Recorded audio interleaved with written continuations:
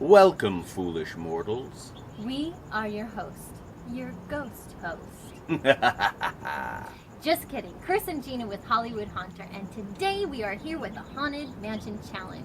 Yes. We love the Haunted Mansion. Everything about it, from the entrance to the exit, you name it, we love it. Great atmosphere. Is there anything you don't love about it? The bride in the attic. That part scares me, man. I don't want to end up like one of those guys.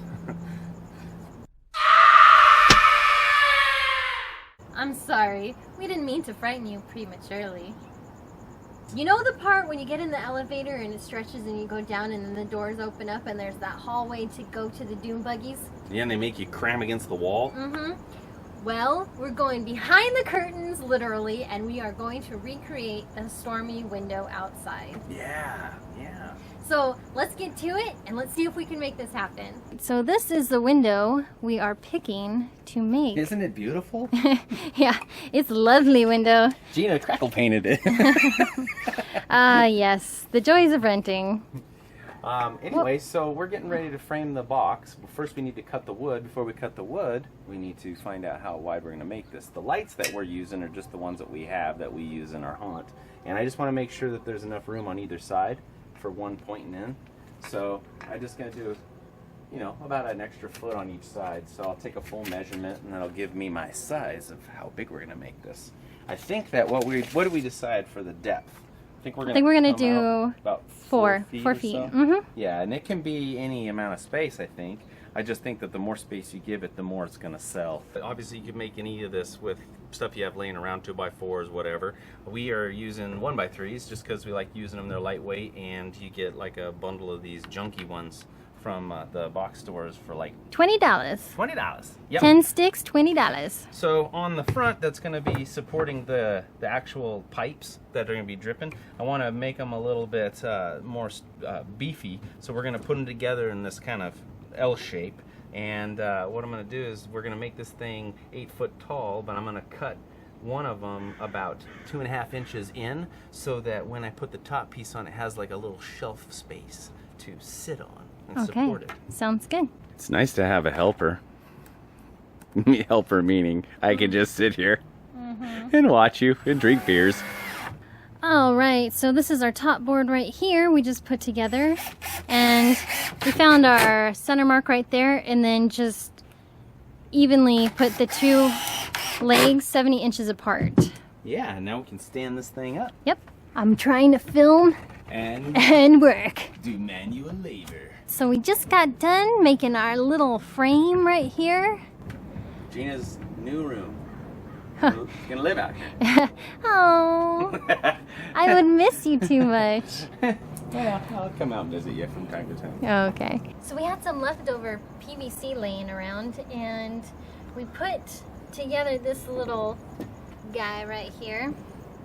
And this is going to be the part where the Goes down to the pump. yeah, the water goes down. But we flattened it out right here so I could drill some holes. And what we're going to do is we're going to do 2, so that way the rain looks like it's more dimensional instead of just like one hitting one pane. It's like, so it looks like there's, when the light hits it, it looks more dimensional and stuff like that. So anyways, I'm going to do every like 3 inches on this side, and then I'll go and do every 3 inches, but kind of like offset them so they're not like just like lines and rows. Let's do this. Enough talking. We're actually drilling the holes on the top side too, so that when it runs down the pipe, it'll be more irregular than if you drilled them straight down. I'm gonna flip this one around like so. And now I'm just gonna kind of eyeball and do The in zigzaggy. the middle of this, yeah. We didn't glue any of our fittings together because, again, this is temporary and we want to make sure it works really good. In case we have to do any modifications, right? Oh, there's always modifications. So I wanted to show you on this part what I'm doing is I'm building a little catch trough that the rainwater is going to be dripping down into.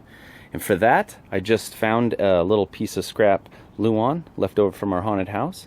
And then I have these 2 fence boards. And I'm just going to screw from underneath the Luan up into the edge of this, so this side looks like that side, and then I'm going to attach it to these legs at an angle kind of going down this direction so that it drips down into this Home Depot bucket. And then what I'll do is, just to waterproof it, I'll just lay some black plastic in there, because it doesn't have to be forever. It's just temporary for the rainstorm. So I have my trough all done. As far as the construction part goes, I cut a couple legs right there, and then I attached them with some screws on the legs right there, and you have it at a slight angle so the water will go down into the bucket of dirty water. This fine piece of plastic with a couple holes here and there should work just fine. If you guys are concerned about water being directed into this bucket, I put a screw right here to kind of give it some slope. There's this really fancy piece of wood right here that you can angle back and forth if need be to make the water direct into this bucket. What I just did was I took some of this 4-foot window screen right here. This is made of fiberglass. What I did is I took 2 sections, foot-longs, and I cut that off, and I rounded it over, so 6 inches on each side, and then I fastened it by putting some staples in there, because I thought zip ties would work, but that was going to be too long, because then I was going to have to cut holes and put them through. So I said, I'm just going to staple it just to see if it even works. We thought about hot gluing it in between the holes, but that takes time too, and we're not even sure this is going to work. Yeah, we're just going to test this out first, and maybe I'll do something a little more permanent after. As you can see, I took the bottom of, well, like 2 or 3 layers off. Yeah, 2 or 3 layers. So what I did is I just went here and just pulled it off, just like that. Okay. And I did that on all of that and made it fray and stuff like that. So now what it's going to do is we're going to hang it up like that, and what I'm hoping it does is with our holes, it's going to catch to the water. Yep. And then pour down here. So yeah, let's try it. Let's see. We bought these conduit hangers, and they actually fit around the PVC pretty good. They've got a hole right in there. And what we're thinking about doing is just using this and then screwing directly up into that piece of wood right there, and then it'll hold our little sprinkler system. So for our water pump on this project, we're using our carved water fountain foam prop pump that we used last year, and it's a little bit more of overkill for this type of thing. So what I got is I got a ball valve from Gina's garden, and I'm going to be able to adjust the water pressure. You could use a piece of garden hose or something like this, but I'm going to just go ahead and get this down here. I used a couple male adapters to attach this ball valve, and then I can just kind of put this at an angle. Since I'm not gluing it, it's not that big a deal. Okay, we got a couple branches up that we've seen how they look. You see I put a couple screws in that one. I pre-drilled so they wouldn't split the wood. Gina's over here hanging the duvetine. All right. You gonna be able to put a roof on this thing? Sure.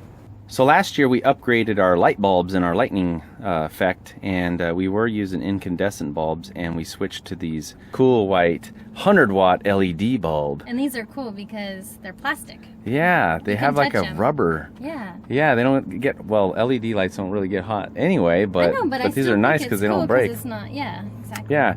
So far I have a couple on that side, and then I have a couple on that side.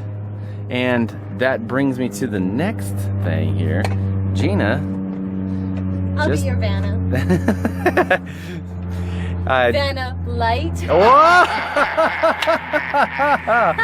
In order for this rain effect to really work awesome, you're supposed to light it from the back, like backlight the water. And I'm hoping that with these flashing against the wall towards us, that's going to create light in the box, putting it, you know, back onto the rain.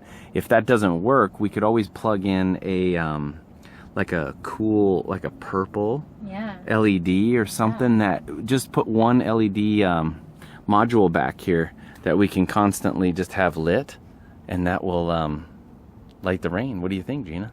I think it's good. Okay. All right, everyone.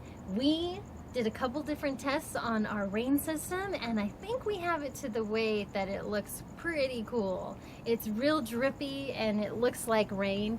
So what we did is we put the screen hanging over it, and then I frayed the ends. And what happens is the water comes and it drips to those little things, and it just drips down from there. It looks really good. But we did try it several different ways, without screen, different sizes, all of that kind of stuff, and we can show you guys that. The first thing that we tried is Gina drilled all the holes with an 1/8 inch drill bit, and then we tried that. We pointed the pipes either up or straight down in different ways, and it worked pretty good. But it kind of looked pretty perfect, huh? Like every 3 inches, it just looked like it was squirting down and stuff. So we tried putting the screen on. We had a little piece in the center, and you know, it all worked pretty good, and you could get away with it. But this seems to be the way that we really like. For those of you out there who would rather achieve this effect the dry way, we did try a couple different options. First, we tried reflecting light off of a disco ball, and it didn't look quite right on the outside edges. The second option is we took a water bottle, cut the bottom off of it, mounted it to a motor. We covered the whole thing with black and then drilled holes in it. Then we placed a light inside of it, and we tried to see if we could get a reflection on the wall. And I could definitely see how if a person messed with it and experimented enough, they could get a nice effect with this method. All right, it's very dark in here because... Hey, hang on. Wait, Chris, okay. There's no flash photography allowed. No? Turn it off, turn it off. All right, as I was saying, it's very dark in here because I have the duvetine on all sides now, which is awesome because now I'm going to go paint my cardboard black. I'm going to put a lightning bolt on it, and then we'll put it back in here with some black lights, and let's see how that effect looks. So I went ahead and painted a piece of cardboard black, and then Christopher came and put some black tape on the lines, and then he traced a pencil outline and then came with some wildfire, and it's kind of the white clear, and did a little lightning bolt. It looks more like a tree branch. Sorry. I wasn't gonna say anything. He definitely didn't do that my way. You're But mean. we are going to put this up, hang it on the back of the duvetine, and then I have some of this leftover material right here. It's kind of see-through, looks like a veil. Ooh. And we're gonna put that over it. And what this does is it kind of masks it on the inside. And we put the black light, one down here and one up there. And when the lightning goes, it doesn't hit this so much. And this kind of blocks the light from filtering onto there. It's magic, baby! All right, what are we looking at here? I see a lightning bolt above your head. You can see me? Yeah. I thought it was camouflaged. Well, you're definitely darker, but I wouldn't say you're totally invisible. Don't look behind the curtain! You're definitely not one of the 99 ghosts or however many live in the... Not yet. So here we go. We have our cardboard. It's up there. Our black light all the way at the top. Yep. Black light down at the bottom. Yep. And our invisibility cloak. Just kidding. Yeah, we turn the lights on. The lights are not going to be on all the time. But they're on right now so we could show you. Yes. Foolish mortals at home. That it glows. We're on the inside. We were just having fun on the outside, so now we're on the inside. This is a lace curtain I picked up from the thrift store, super cheap. It was a great deal. Yes, it was a good deal. And I kind of like it because it has kind of texture like the Haunted Mansion one does. And I've got this red material left over from our Western Town Saloon, and I'm going to go ahead and cut this in half and make 2 panels out of it. I temporarily put up some fancy curtains, and I put some gold tiebacks right there, and I am ready to turn this machine on and see what it looks like.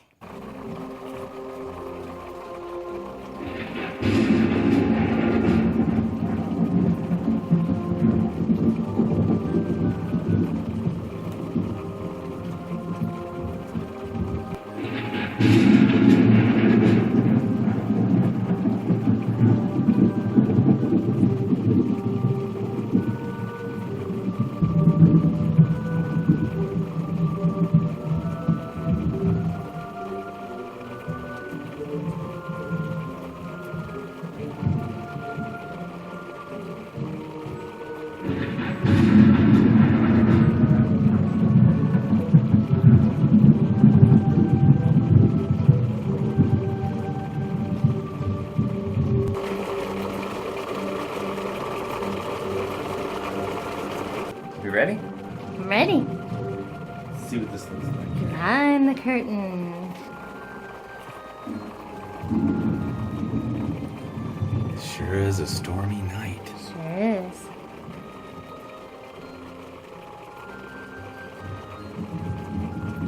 I wonder if there's a cemetery out there. Ooh. Or a graveyard. Maybe.